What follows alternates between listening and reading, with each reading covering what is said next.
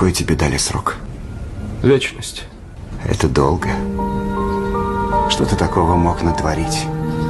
Я продал душу. А взамен что получил? Ничего я не получил. На самом деле, душу продать нельзя. А почему? Потому что она тебе не принадлежит. А кому принадлежит? Богу, конечно. Этому мировому духу, который связывает между собой все сущее. Дьявол тебя искушает. У него работа такая.